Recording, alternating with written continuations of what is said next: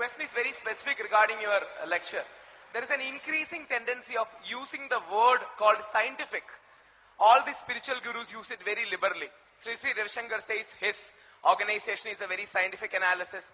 Baba Ramdev says it's very scientific. Almost a month back there was a huge Bible convention here where they said it's very scientific and compatible. Don't you think it's a victory of science against religion that people who belong to religion are continuously going behind science for validation and saying whatever we are saying is scientific? Brother Rahul has asked a very good question. He says he heard my speech, I say scientific. Baba Ramdev says scientific. Sri Sri Ravi Shankar says scientific. Isn't it a victory over science, over religions?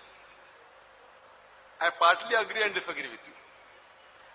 If you heard my earlier part of the speech, I said that if you claim it to be the word of God, it should pass the test of time. Previously was the age of miracles. The Quran was the miracle of miracles. Then came the age of literature and poetry. Muslim and non-Muslim Arabic scholars agree that Quran is the best Arabic literature available on the face of the earth. Today is the age of science. Quran, if you analyze with science, it is par excellence.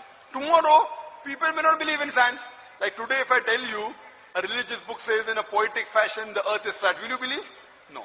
Because today is not the age of poetry, but yet, Quran is poetic, miraculous, and scientific. Tomorrow may be some other age.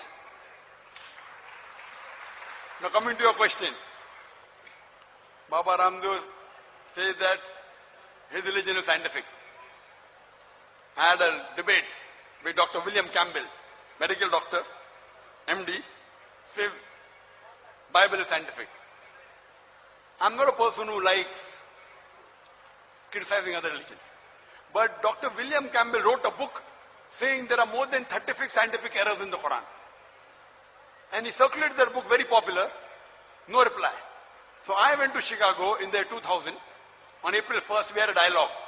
Quran and Bible in the light of science. And believe me, I answered to all his allegations.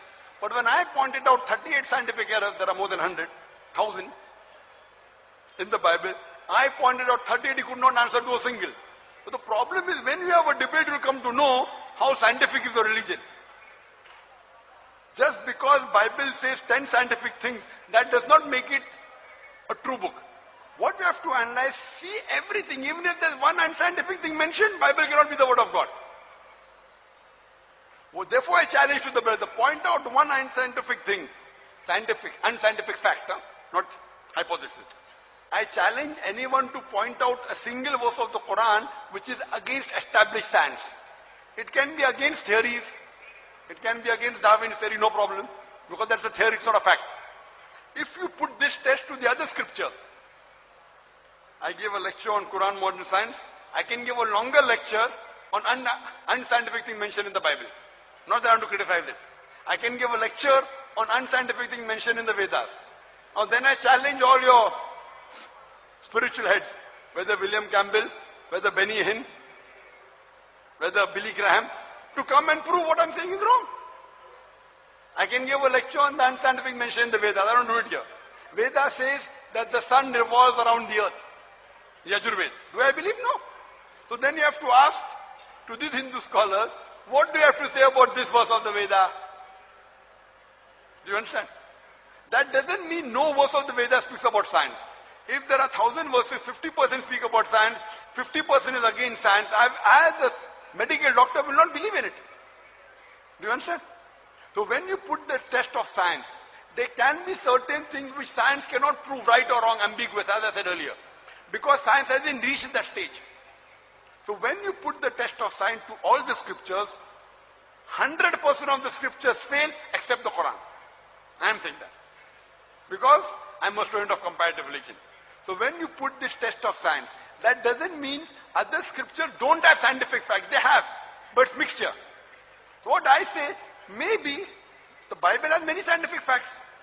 So that portion which matches with science may be the word of God, which doesn't match with science is a corruption, is an interpolation, is a fabrication. What we believe, Quran says in Surah Ra'd, chapter number 13, verse number 38, Allah says, وَلِقُلِّ قَوْمٍ هَادٍ. In every age have we sent a revelation. But by name, four are mentioned in the Quran. Torah, Zabur, Injil and the Quran. Torah is the Wahi given to David, peace be upon him. Injil is the wahi given to Isa alayhi salam. Zabur is the wahi, revelation given to David, peace be upon him.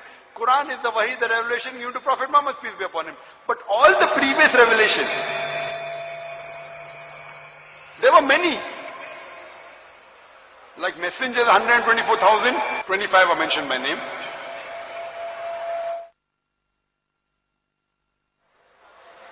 So the Quran says, there were many revelations. By name, only 4 are mentioned. But all the revelations that came before the Quran, they were meant for a particular group of people and was meant to be followed till a particular time period. Injil came only for the Bani Israel. It didn't come for the whole of humanity. So Almighty God did not think it fit to preserve it. But because all the earlier messengers and all the other messages that came before the Quran were meant for a particular time period, Almighty God did not think it fit to preserve it. The last revelation, the glorious Quran, is not meant only for the Muslims or the Arabs, it's meant for the whole of humanity. Quran says in chapter 14 verse number 1, chapter 14 verse 54, in Surah Baqarah chapter 2 verse 185, in Surah Zumur chapter 39 verse number 41, that the Quran is meant for the whole of humanity. So because it's meant for the whole of humanity until eternity, Almighty God has preserved it. Therefore you cannot find a single scientific error in the Quran. But the other scriptures may have been the word of God, but have been changed by the human beings. And Almighty God did not think it fit to preserve because it is not meant for all of humanity. It's not meant to be followed today. So that's the difference between Quran and the other scriptures. Similarly, Prophet Muhammad, peace be upon him. All the messengers that came before Prophet Muhammad, peace be upon him, Moses, Jesus, Adam, Abraham, peace be upon them all, they were meant only for their people and for that time. We love them, we respect them. But today we have to follow the last and final messenger, Prophet Muhammad, peace be upon him, and last and final message, the glorious Quran. Hope that answers the question. So it is not science which should be thought to be great. It is the true religion, Quran. Why? Quran is a miraculous book. It is best Arabic literature. It matches with science. Tomorrow may be something else, maybe jet age. I don't know what will be tomorrow. Whatever it will be, Quran is the word of God, it will prove itself.